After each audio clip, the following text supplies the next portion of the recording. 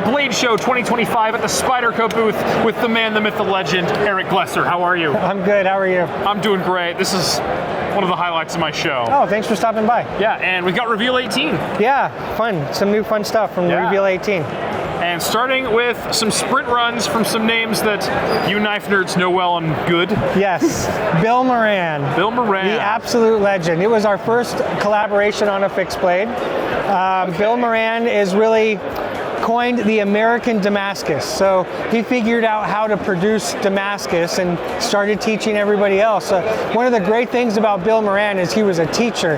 Not only did he make some of the greatest fixed blades I remember as a kid, and still some of the nicest fixed blades in the world, but he taught people. And one of his great claims to fame is American Damascus. And so he was out forging and figured out how to produce the stuff, and the rest is history. The other nice thing about Bill Moran, though, is his designs. His designs and the knives themselves are gorgeous knives. It's well balanced. The handle tapers at the end, so you can really crawl all over it. He was really known for his skinners, so that's why it's got that big buoy, that upswept blade. You can get in here with your four-finger choil, so you can crawl up on the knife if you're skinning underneath, getting underneath the skin. It's got this little taper here so that you can really crawl up with your thumb and finger. It's got some rubber inserts both on the top and the side. We did a gray mold with a black rubber insert to give the transition so that it kind of matched the Damascus. But really, it's a homage to Bill Moran. And to take it further, we put it with a leather sheath, which again is very much like Bill Moran if you saw the knives that he produced back in the day. So with the Damascus, that leather is going to keep the Damascus from scratching off the pattern itself that was etched into it. Yeah, it looks like a very gentle edge, so you're still going to have a nice smooth slicing experience. It is. I like that you noticed that. It is a steel Damascus, and it is a gentle edge. We think that it's a nice balance to get that color to come out, but to not get big ridges that hurt that slice. And so, yeah, thanks for pointing that out. It's a beautiful piece. Yes, it's a pleasure to produce a Bill Moran. Speaking of legends, we also have a sprint run from Bob Terzuola. Bob Terzuola, yeah, again, another legend. He was our first collaboration back in the early 1990s. Bob Terzuola, often deemed the godfather of tactical knives, made great tactical knives for many years. Spyderco came along and created that clip carry one-hand open knife. And Bob T with the tactical folders certainly knew that those features worked well on tactical folders. So Bob T started making folding knives, incorporating those features in his tactical folders, and the rest is history. As far as the knife itself, it is a absolutely beautiful design. Bob Terzuola has done a few designs with us, but we chose the Starmate as the one to kind of bring back and redo and show homage to Bob. It has been 25 years since we produced it. It's being made in the USA. It comes with a CPM S30V blade, hollow grind, peel ply G10. Comes with a little emblem in to recognize Bob Terzuola with its nested liners, its four-way clip. If you remember the old one, the quality on this one, because it has been 20 plus years, we certainly have lifted the quality, so it's a very high quality Starmate made in the US. Starmate. And I love that, even though it's a classic design from a classic maker, Spyderco CQI still applies. Oh, yeah. Constant quality improvement. Yes, especially on lockups and nesting and some of that's the hardware, all that stuff, always constant quality improvement. Yep. So those two are sprint runs, everybody. So if you want these, I would act very fast because they will probably not be around for long. And they are legends, Bill Moran and Bob Terzuola. It's such a pleasure for Spyderco to get to work with them. Yep. Next up, we have some models we've seen before, but now in the Spy 27 and Cobalt Blue. So you're going to see a lot of Spy 27 from Spyderco. It is our steel. We're very proud of it. On its performance base, I hate to compare it to other steels, but if you know your S30Vs, your 45VNs, your 35VNs, this steel is right in there for edge retention, corrosion resistance, and toughness. So it is a high performance steel. For us, it's our steel. We're very good at fabricating it. It gives a great polish. It gets a nice thin edge. It has a clean microstructure. And so we're very happy with the performance of Spy 27. And with so much change in the knife industry going on right now, and having such an exclusive steel that we own, it's one of the reasons you're seeing seeing more and more of it. It comes with the cobalt blue, is what we call it. So it's our own exclusive G10 color. And we call it cobalt blue because cobalt was the basis for the new steel Spy 27. That's why it's called Spy 27, for the element 27 on the periodic table. Oh, I like that. So, interesting material. To take it further, I guess, the knife itself, for a lot of Spydercos, we add things like 4-finger choils, which you'll see on this Shaman. Yeah. For the Bodacious, it doesn't have a 4-finger choil. We really brought that edge all the way back so that you can maximize that blade. It still has, the bevel grind comes up and falls a little short, so you have generous blade stock at the top for toughness. It's a little bit thinner blade stock in general at 125 thick, where your Shaman's at 145, or your military, or your paramilitary.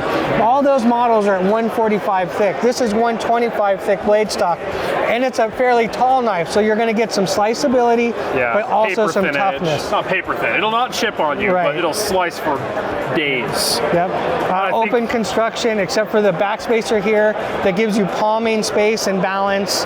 Compression lock, nested, good hardware. I mean, just, yeah, a good American-built piece. Yeah, very nice. And we also have this same build out on the Yojimbo. Yep, coming from legendary Michael Janich. I mean, when you're talking about Bill Moran and Bob Terzawola, in the tactical world, I put Michael Janich there. He's one of the kings of what he does. And so it's a tactical knife in the sense that it's built for self-defense. It has the Wharncliffe blade, which Mike Janich really popularized for more than 20 years on self-defense.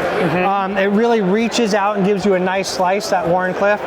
This comes with a hollow grind, so it's going to be very slicey, thin at the edge. A tip that's really good for penetrating. Has all the cobalt that we talked about on the last knife. The compression lock, which is so reliable, very safe, very strong, high performance. You know, for our American manufacturing and for Spyderco, the Yojimbo and Michael Janich have been a flagship, and it's just a pleasure to bring it in a Spy 27 version. Yeah, we're super excited to see it. Yep. And then next up, we have a new Shaman variant. Yep, this is probably the one I'm personally most excited about. The Shaman was built for hard use, for tough, go-to-town work. And what we did with this one is we reduced the price and we reduced the weight, and we still gave you all that performance. So this has got still the 3D handle. You're going to notice it has a different texture than you see on all of our other lightweights. Yeah. Because the Shaman was already 3D machined but smooth, we didn't want to give it peel ply or volcano grip. We wanted to keep it true to its original design. So we just gave it kind of a slight texture on there. So is this an FRN, like a molded polymer? I believe it's FRCP. Okay, so like we see on the Manix. Yes. Okay. Or FRN, definitely one of the two. Nice generous screw size for those big construction bolts. Like the Bodacious I just mentioned, it has that backspacer that brings you the balance and the weight. A little bit thicker stock here than some of our other knives, as I was mentioning earlier, for strength. But really the Shaman is already a flagship piece for Spyderco, and this just starts to take it to the next level. So. Yeah, well, this is my personal favorite Spyderco already, and now we have a lightweight. Sign me up. Yep. It's amazing. Easy to carry. BD1N, just like the Para 3 lightweight. Oh yeah, definitely. And BD1N is a USA-made steel coming out of Carpenter. It's the N because it's a nitrogen-based steel, in the sense that that's where a lot of the concepts come. It's funny, when I say it's a nitrogen-based steel, and I say this is a cobalt-based steel, that's where the original concept came to build the steel, and gee, we want this element, and to highlight this element, and then build out from there. That doesn't mean, I guess, it's based on that element. You still need carbon and chrome and all your basics to make steel. But nitrogen was one of the highlights when they made BD1N, because they took BD1 and then they added that nitrogen effect to it, which is going to give you more toughness, a lot more toughness essentially. Which is something you really want on a Shaman. Like, you want to beat the tar out of this anyway. Right. Like, we made some BD1N kitchen knives because it was so, the steel was tough enough that you could make it thin enough without it having it really chip out.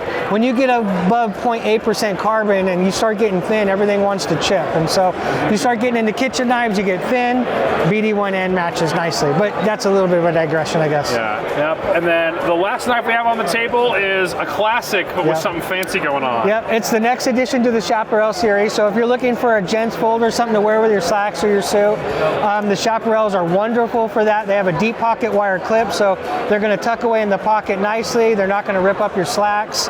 They're a thinner stock than a lot of our knives. So this is CTS XHP, very thin all the way through. It comes with a mid back lock, so very rigid in its lockup, solid lockup, good action, good self close. But the highlight of this one is the fat carbon fiber scale. So really a pleasure to work with Fat Carbon. Most of their Fat Carbons, to my understanding, are vacuum infused, so you know they're void free, a much more dense build up, and so I enjoy working for Fat Carbon with Fat Carbon because not only is the quality of their material beautiful, but the quality of the material in machining and performance is absolutely wonderful. So yeah, a little bit of a red flare in that carbon fiber. Yeah, and I will tell you, the thin blade on this Chaparral makes for one of the sliciest knives you will ever carry. Like oftentimes with apples, at the end, no matter how thin your knife is, you're gonna end up with a bit of splitting. Not here.